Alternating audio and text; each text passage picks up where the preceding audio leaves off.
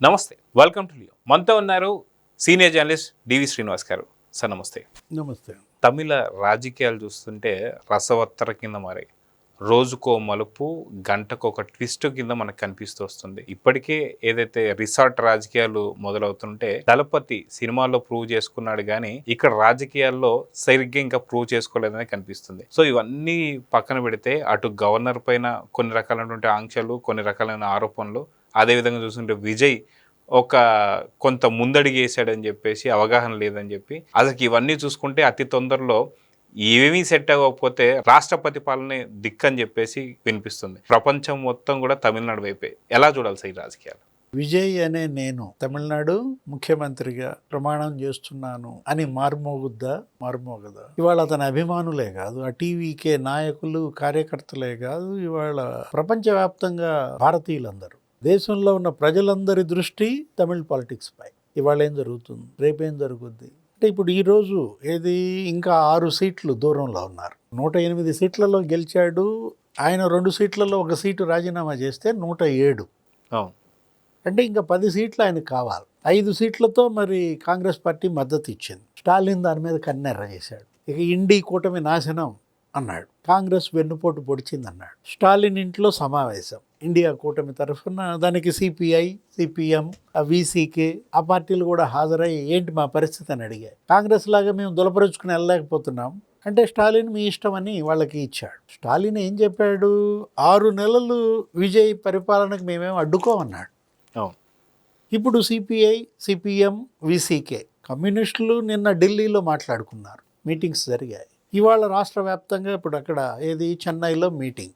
CPI, CPM, VCK 3 పార్టీలకి 3 రోళ్ళు, 6 స్థానాలు ఉన్నాయి. అవి లభిస్తే చాలు విజయ్ మ్యాజిక్ ఫిగర్కి చేరతాడు. ఇప్పుడు ఇక్కడికి వచ్చేసరికి ఏంటంటే, విజయ్కి తొందరపడి కాంగ్రెస్ మద్దతు ప్రకటించిందా, విజయ్ తొందరపడి కాంగ్రెస్ మద్దతుని తీసుకున్నాడా అంటే, భావజాల పరంగా అసలు గతంలోనే విజయ్ కాంగ్రెస్కి ఎన్నికలకు ముందే పొత్తుతో అతను చూడాలనుకుంటే కాంగ్రెస్ డిఎంకేని వదిలి రాలేని పరిస్థితి.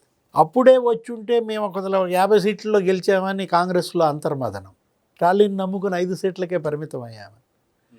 రాహుల్ గాంధీ ఏమన్నారు, తమిళనాడు పార్టీ ఇష్టానికి వదిలేశానన్నాడు. ఇప్పుడు ఇక్కడ కాంగ్రెస్ వచ్చింది కాబట్టి విజయ్ వైపు ఇక మిగతా ఎన్డీఏ కూటమి లేదా బీజేపీ పెద్దల యొక్క మరి చిన్న చూపు అనాలా, కన్నెర్ర అనాలా. ఇవాళ గవర్నర్ పాత్ర రాజేంద్ర విశ్వనాథ్ అర్లకర్.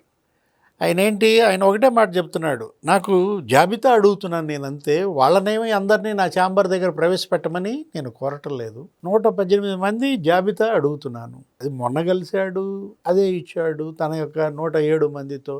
నిన్న కలిశాడు, కాంగ్రెస్ 5గురితో కలిపి ఇచ్చాడు. ఇంకా 118 రాలేదనేది ఆయన యొక్క ఇది. ఆయన ఏంటంటే కేరళకు కూడా అసలు పూర్తి కాలం కేరళ గవర్నర్, తమిళనాడుగా పార్ట్ టైమే ఆయన. అక్కడ ప్రభుత్వ ప్రమాణ స్వీకారానికి వెళ్ళాలి. నిన్న వెళ్దాం అనుకున్నాడు, విజయ్ అపాయింట్మెంట్ అడిగాడని నిన్న క్యాన్సిల్ చేసుకున్న పరిస్థితుల్లో అసలు కాంగ్రెస్ ఏం చేసింది, రాష్ట్ర వ్యాప్తంగా ఇవాళ ఆందోళనకు పిలిపించింది గవర్నర్ పైన, కేంద్రంలో ఉన్న బీజేపీ పైన. అంటే దీన్ని అడ్డం పెట్టుకుని కాంగ్రెస్ మళ్ళీ అక్కడ ఏదో వేళ్ళు అనుకోవాలనో విజయ్ పార్టీ. యాక్చువల్గా ఎన్ని సీట్లు, 5 సీట్లు. 5 సీట్లకే రాష్ట్ర వ్యాప్త ఆందోళనకు పిలిపిస్తారా? విజయ్కి వచ్చిన సీట్లన్నీ విజయ్ ఏమైనా పిలిపించాడా?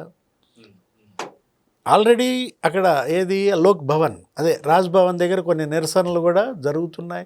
అసలు సినిమా ఇండస్ట్రీ కూడా ఇవాళ విజయ్కి మరి కమల్ హాసన్, లేకపోతే ప్రకాష్ రాజ్, విశాల్, అసలు ఇవాళ శ్రీయ అందరూ మరి మద్దతు ఇస్తూ ఇది తమిళులకు జరుగుతున్న అన్యాయం అనో, తమిళ వాదాన్ని రెచ్చగొట్టడము. అంటే ప్రజా తీర్పు ఎటున్నది, గవర్నర్ ఇవాళ ఆయనకు స్పష్టంగా కనపడుతుంది.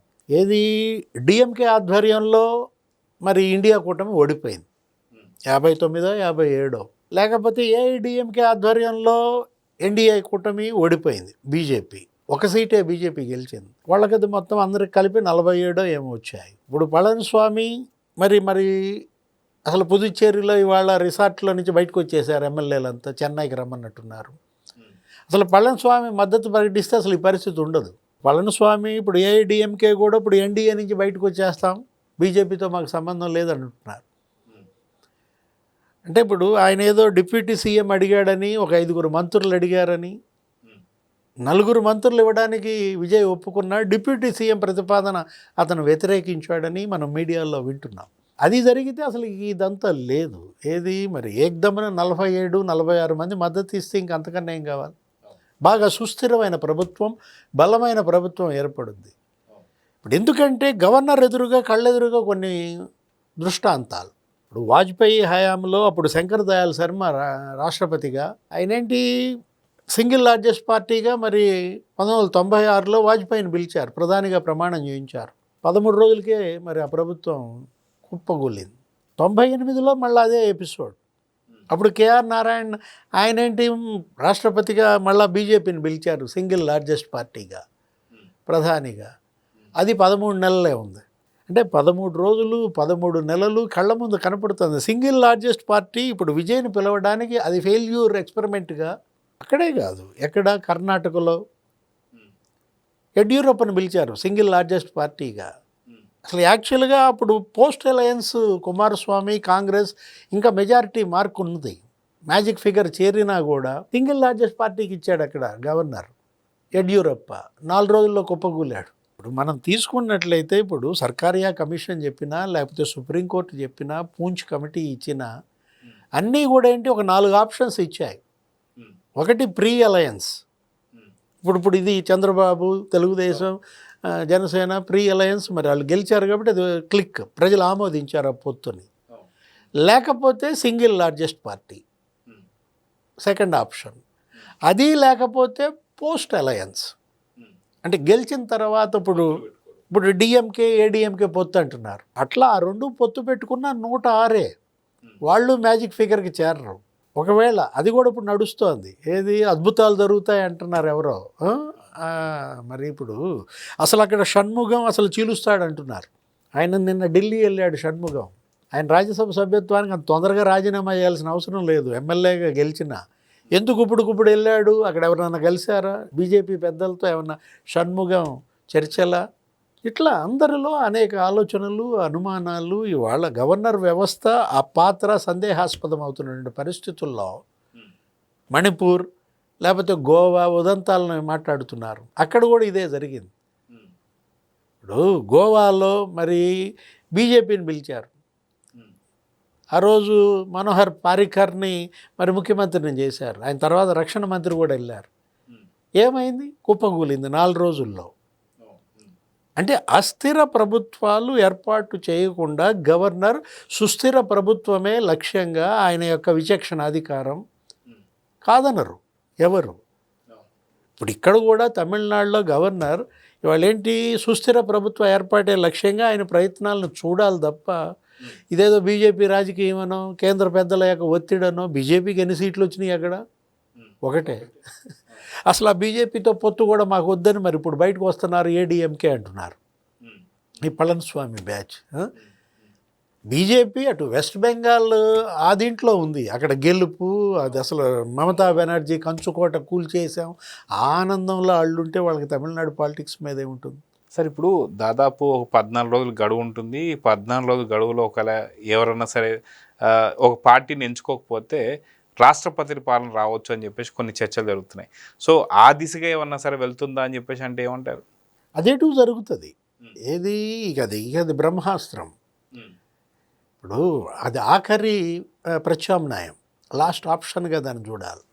ఏది ఇప్పుడు post alliance, pre alliance, single largest ఏది పనిచేయనప్పుడు ఇక అది రాష్ట్రపతి పాలనే. ఇప్పుడు ఈయనేమంటున్నాడు, విజయ్లో ఏదో ఆలోచన అంటున్నారు. మరి ఏది నిన్న మనం మీడియాలో చూసిన దాని ప్రకారం డిఎంకే ఏడిఎంకే కనుక కలిస్తే, ఏది ఇప్పుడు పోస్ట్ అలయన్స్గా వాళ్ళు కనుక వస్తే మరి విజయ్ ఏమంటున్నాడు, అసలు మేము 107 మంది రాజీనామాలు చేస్తామంటున్నారు. అవును, అంటే రాజీనామాలు చేయడం వల్ల ఏం జరుగుతుంది సార్? రాజీనామాలు చేస్తే మరి 107 మంది అంటే ఇంకా నీకు అసలు శాసనసభ సగం ఖాళీయే కదా. అవును, అంటే మళ్ళీ బై ఎలక్షన్స్ ఏమైనా వచ్చే అవకాశం ఉంటుంది? మొత్తం మధ్యంతర ఎన్నికలు రావాలి. మధ్యంతర ఎన్నికలు రావాలన్నా కూడా రాష్ట్రపతి పాలన పెట్టాల్సిందే. ఎందుకంటే ఇప్పుడు ఈయన ఆపద్ధర్మ ముఖ్యమంత్రిగా ఉన్నారు. ఇప్పుడు వెస్ట్ బెంగాల్ అసెంబ్లీ రద్దు చేశారు అక్కడ గవర్నర్.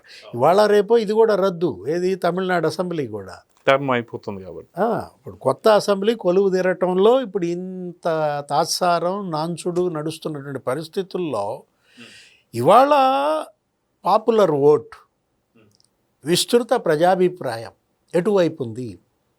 స్టాలిన్ వైపు ఉందా, పళనిస్వామి వైపు ఉందా, విజయ్ వైపు ఉందా?